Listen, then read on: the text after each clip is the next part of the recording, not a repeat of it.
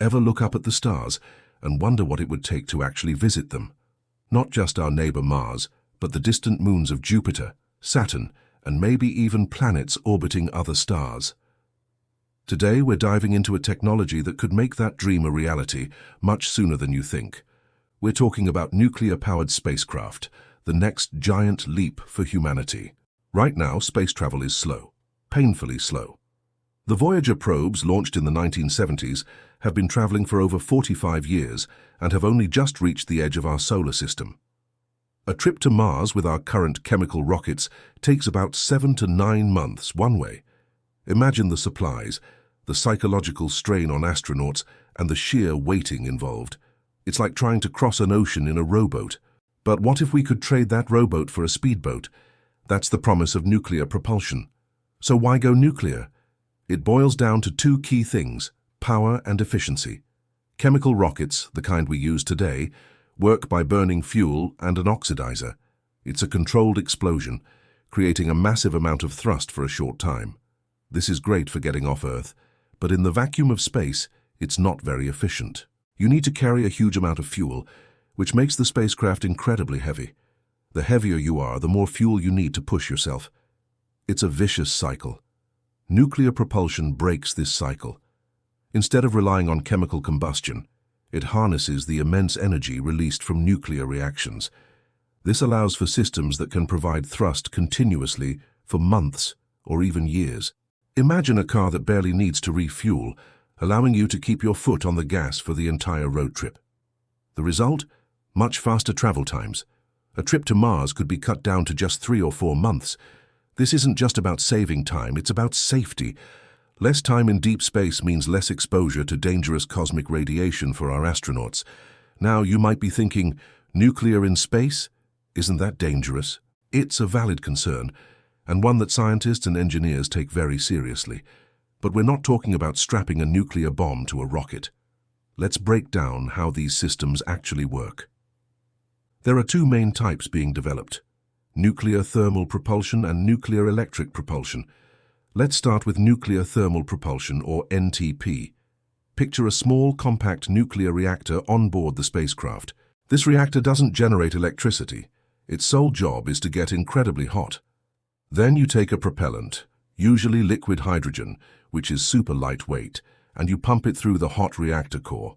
The reactor heats the hydrogen to extreme temperatures, turning it into a superhot gas that expands rapidly. This gas is then channeled out of a nozzle at tremendous speeds, creating powerful, continuous thrust. Because hydrogen is so light, and the energy from the reactor is so immense, NTP is more than twice as efficient as the best chemical rockets we have today. And here's a key safety feature.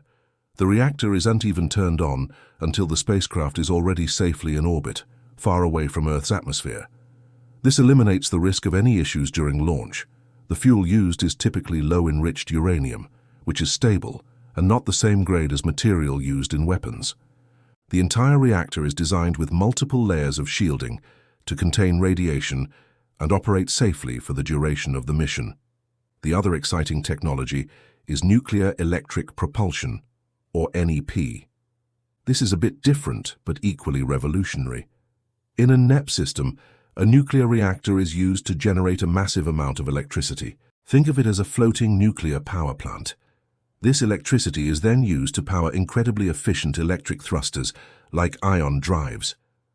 Ion thrusters work by using electric fields to accelerate charged particles, or ions, out the back of the engine. You might have heard of ion drives before. NASA's Dawn mission used them to visit the asteroids Vesta and Ceres. But those drives were powered by solar panels. The farther you get from the sun, the weaker the sunlight becomes, and the less power your solar panels can generate. An NEP system solves this problem completely. With a nuclear reactor, you have a steady, powerful source of electricity no matter how far you are from the sun. This would allow us to build spacecraft with powerful ion thrusters that can operate continuously, accelerating to speeds we can only dream of with chemical rockets. NEP is less about raw power and more about incredible, long-term efficiency, making it perfect for deep space cargo missions or robotic explorers heading to the outer solar system and beyond. So, Where is this technology headed? This isn't just science fiction. Major space agencies and private companies are actively developing and testing these systems right now.